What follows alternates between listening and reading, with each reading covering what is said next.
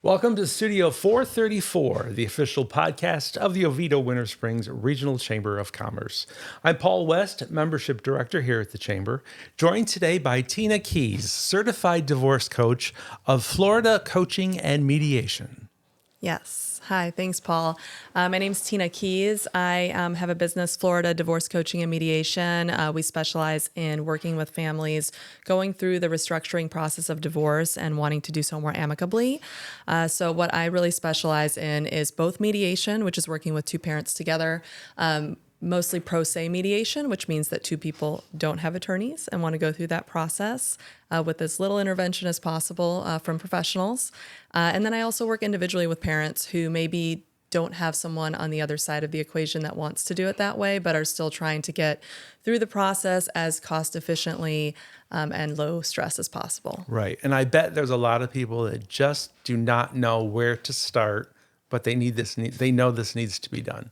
Yeah, so I would say most of my clients, they come to me right at the point where they just decided, you know what, we are going to move forward with a divorce. They've kind of tried all the other things and it's time to call it, so to speak, right? And they sort of look at each other and it's now what? You know, it's sort of that next step. Do we get lawyers? Is there another way to do this? Do we have to go to court? Who moves out? What do we do, right? It's the millions of questions, and then the overwhelm starts to set in, right? And people just sort of get stuck, and they kind of start asking friends, hey, what did you do? What did you do? And that's kind of the phase where people usually come to me. Right. And everybody's situation is different, I would imagine. So someone's advice is probably not going to be completely relevant to you. Yeah, people need to be really careful, I would say, about that. Sometimes the professionals you involve in the divorce process matters. Okay, so, if you get referred to an attorney that maybe your friend used during a highly contested, highly litigated divorce, that might not be the best fit for a dynamic that is trying to stay amicable, that is trying to keep it low cost and low conflict, right? So making sure that you really think through who you're bringing into that process and who's going to be speaking for you. Or kind of keeping you grounded during that process is really important. Right. It doesn't always have to be ugly, it sounds like. It definitely doesn't. No, I mean, I got into this line of work because I'm trying to help parents get through this process in a way that prevents trauma for their children. That's really important to me. That's the whole mission behind what I do. And it's actually been a pretty wonderful experience watching a lot of my clients go from day one, first meeting, their body language, their posture, everything is coming from a place of fear and overwhelm, right? And then by the time we get through the process together, by that last session, I'd say 9 out of 10, maybe more, maybe even better statistics than that, but 9 out of 10, they're laughing with each other at their last divorce mediation. I mean, that's really the power of the process you choose, right? Like, How many people have you talked to like, oh, we were smiling at our divorce mediation? That's not usually a thing you hear. It sort of sets the tone for the relationship in the future. 100%. And that relationship will continue if you have children, obviously. Right. So it's important to keep that on a positive note. Yeah, I think a lot of parents forget about that part. They decide, okay, I don't want to be in a relationship with you anymore. I want to move forward with a divorce. But then, by the way, we have a 3- and 5-year-old, so we still have to engage with each other on a weekly basis for the next, really forever. Maybe not weekly forever, but definitely until they're 15, 16, able to sort of communicate on their own and get around on their own once they're driving and so on. But if you've got young kids, there's a lot of years and a lot of developmental stages ahead of you. So really trying to get through the process unscathed and, with your co-parenting relationship intact is really important. Tina, what about special needs children? Yeah, that's even more important. I would say if you've got a neurodivergent child who needs structure, needs routine, needs to know, what is expected of them, where they're going to be tomorrow, how the daily routine is going to flow, then it's even more important in those cases for two parents to be able to put their differences aside and really align. And again, if you have a special needs child with maybe physical disability, something that requires special equipment, special accommodations in the home, I mean, those are, again, conversations that two parents can't even have a conversation like that through two lawyers. How are two lawyers who are not in the day-to-day life of that child going to be able to go back and forth and come up with a parenting plan that really encompasses the complex needs of that child when they've never lived a day in that household, right? So working with special needs families, that is a huge passion of mine. It's something I have additional certifications in. It's something I really believe is so important for parents to do, is take that time with their parenting plan and make sure that they are thinking through those details, because otherwise their children are going to suffer, whether or not they have special needs, but especially if they have special needs. Right. Now, when you think about all the financial things, mortgages and leases, Yeah. I'm sure parents must worry, or couples, even that aren't parents, must worry about their obligations. How does that factor into what you do? So I am a big believer in starting with the parenting plan always. I very intentionally start the process that way because it gives us time. So a couple things. Parents always are usually most concerned about the financial elements, but they're not ready to have that conversation yet. They're not ready emotionally to have it yet. And they're also usually not ready from an information gathering standpoint. They don't have all their ducks in a row to have that conversation. So what we do in the process I have developed is we start with the parenting plan. While we're doing that, both parents are gathering their financials, getting their ducks in a row, pay statements, bank statements, figuring out their assets, and so on, so that once we get to the finances, there's two things that have happened. Number one, we've built a rapport over several weeks working together on the parenting plan. They're realizing that they actually can talk to each other and come to agreements, that they are not on two separate islands, but we do have things in common. And so the walls start to come down a little bit. And then they have all the information they need to actually start having fruitful conversations and making decisions, not just having sort of cyclical conversations, right?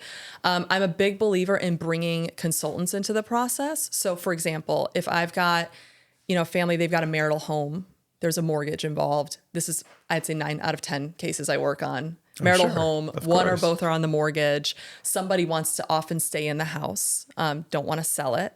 There are so many unique solutions to how you can handle a mortgage during a divorce process that most people never even touch or come near because they don't have the right professionals involved. Right. So like I have a mortgage consultant I'll refer clients to. They can go through all their options with him, really understand how can we do this in a way that both people come out on top instead of one person sort of, having to sell a house that they really don't want to sell, right? Just because we haven't taken that time to look at all the options. Right. So you're a resource for those financial things. Yes. What else could you be a resource for? So a lot of clients that come to me will ask me for referrals to mental health professionals. Big believer personally that everybody going through divorce should have someone neutral to be talking to. I can't tell you, Paul, the amount of times people cause more problems for themselves because of who they surround themselves with during the divorce process. Time and time again, you see people, they get divorced or they're going through that separation. They meet other people who have been divorced or in that process, and they kind of end up with the the bitter divorced wives club group of friends, right? And that are all kind of bashing their ex-husbands, and they're in that sort of negative energy. And if you're a parent who's trying to stay amicable with your ex-spouse and who wants to put those kids first and does not want to litigate and doesn't want to have that mindset, you should not be surrounding yourself with people who do. Right. It is a lonely situation, I would imagine. Yeah. But there's therapists. There's, I sometimes might refer to another divorce coach to work with them on that if I'm mediating, right? But there are other people. I always tell people, be careful what social media you follow when you're going through divorce. Nowadays everybody's a narcissist, right? I can't tell you how many times people in this space hear that, oh, my ex is a narcissist, because people go online, they start following these pages.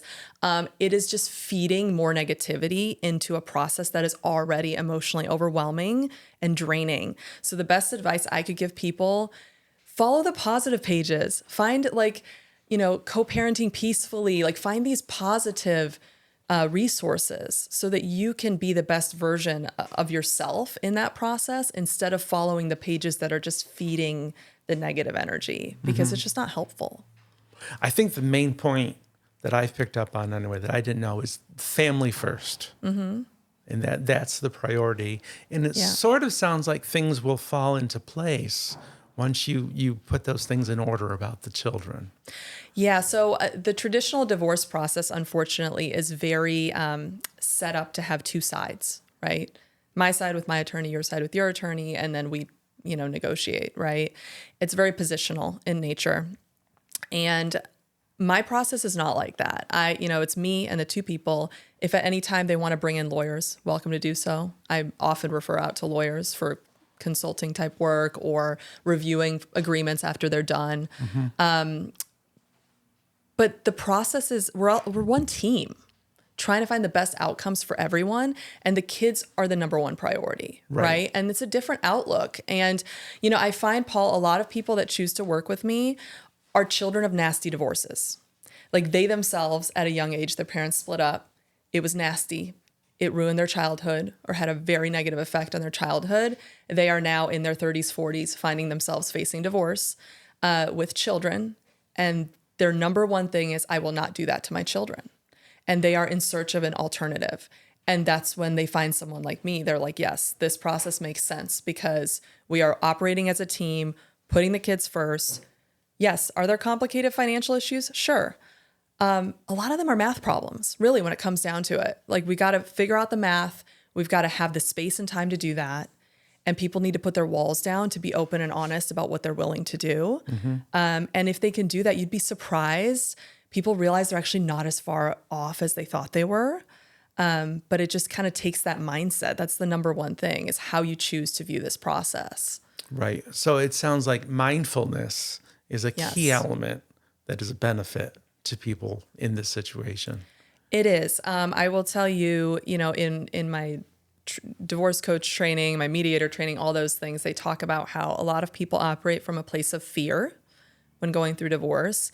And any, mental health or coach training will tell you operating from a place of fear is a recipe for disaster because your nervous system is dysregulated and you don't make good decisions.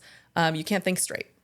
So it's really important that people figure out what they need to do to get their headspace right. First of all, whether that's therapy, whether that's, some kind of self-care routine, gym, yoga, trip somewhere, whatever it works for you, right? Taking time to read books, all the things you need to do.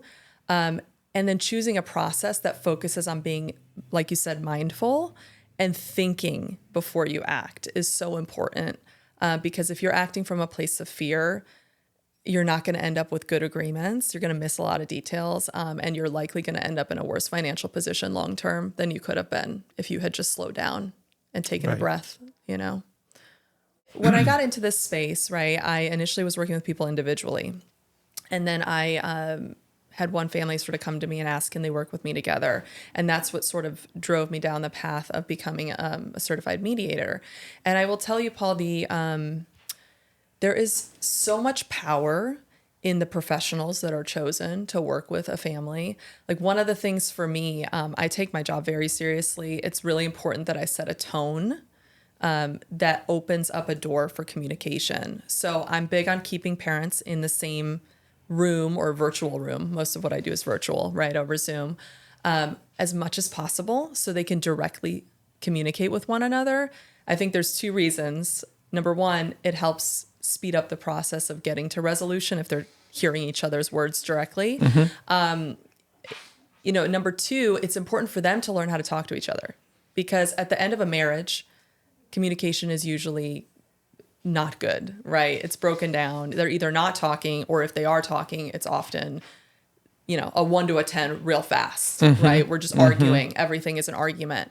So my job is because we break it down 1 to 2 hours at a time over a period of time, it gives them the space to sit in a room with each other, whether, a room or in person or virtually, and realize they're not each other's enemy, and learn how to talk again professionally. It's a restructuring of the relationship, right? Because these are two people that were in some sort of romantic relationship for a period of time. Right. And I would imagine you still have mutual interests. Yeah. Well, there were things that brought you together at some point, right? And then you had these children together and now the relationship has ended. But there's a new relationship starting. It's a co-parenting relationship.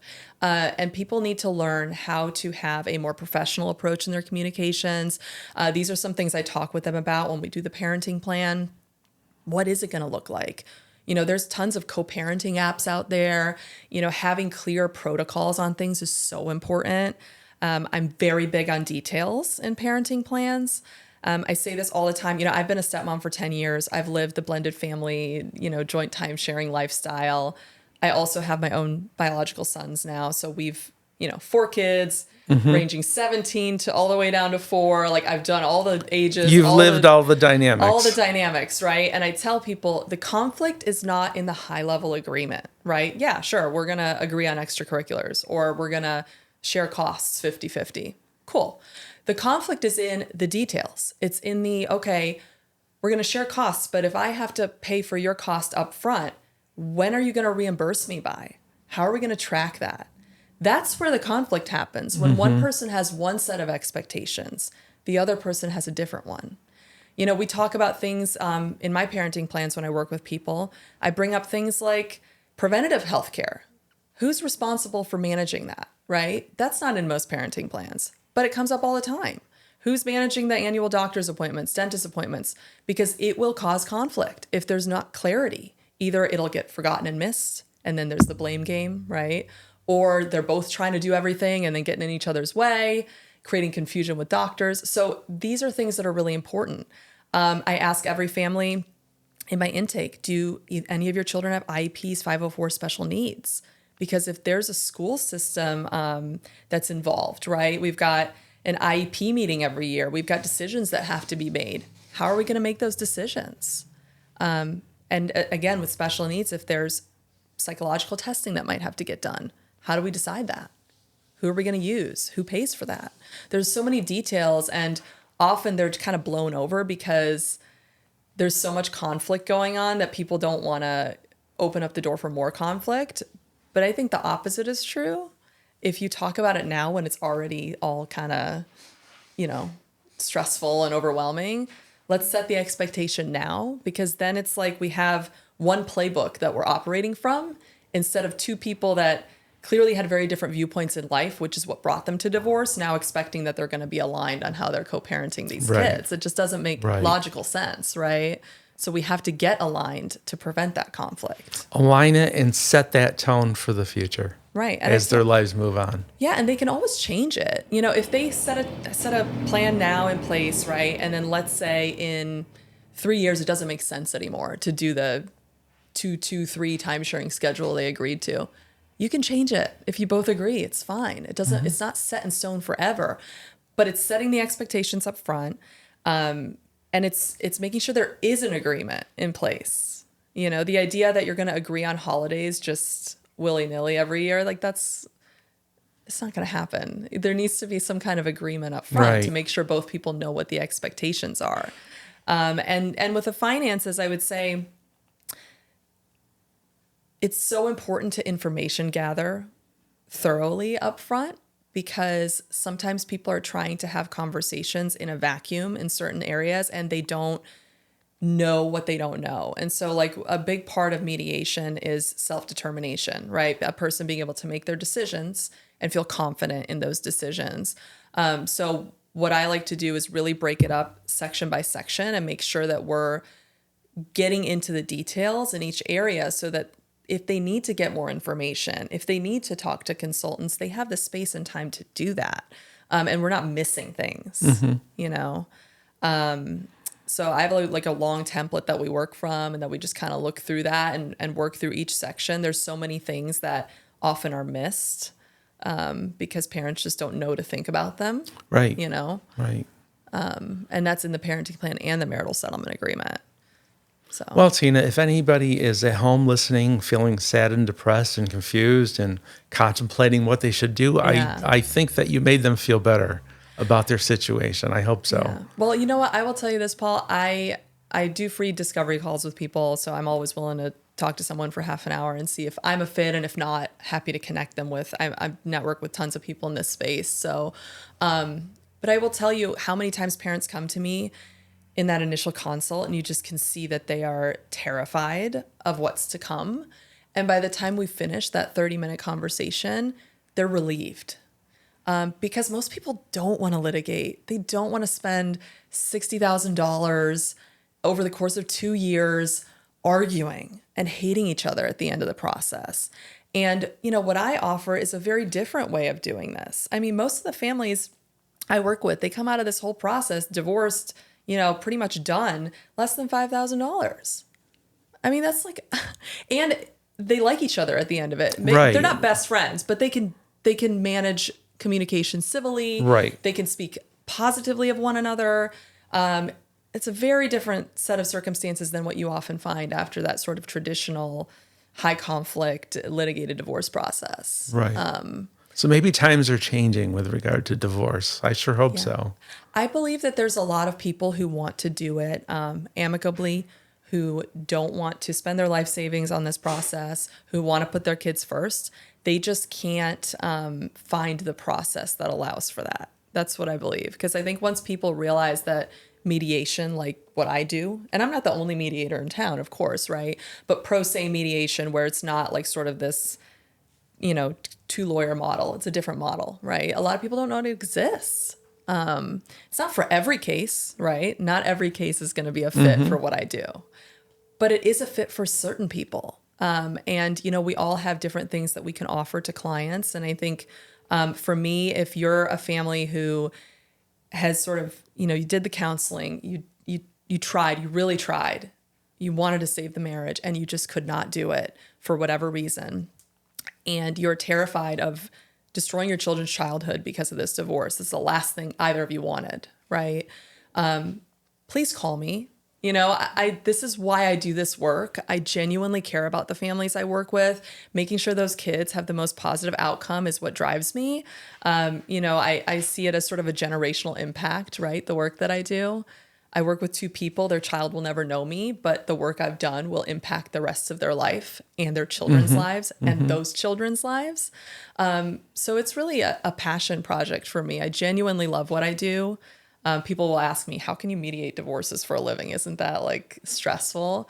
And it's actually not stressful for me because it's really problem solving and I really enjoy that work.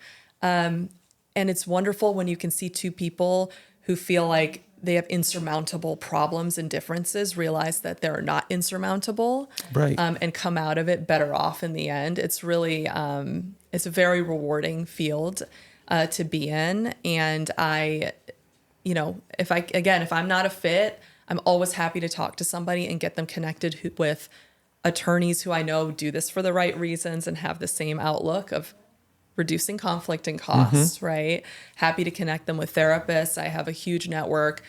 Even if people haven't decided yet if they want to get divorced, I have a good network of marriage counselors who and individual therapists can help. Child therapists, because again, children are also going through this divorce, right? So they need someone. And then tons of other consultants, people that are in this field who really get divorce, who understand the financial implications of the decisions, financial planners. I have a huge network of people, so I'm always happy to connect somebody, even if what I do is not a fit, or work with them individually in any capacity I can to help move them through the process with less conflict and stress.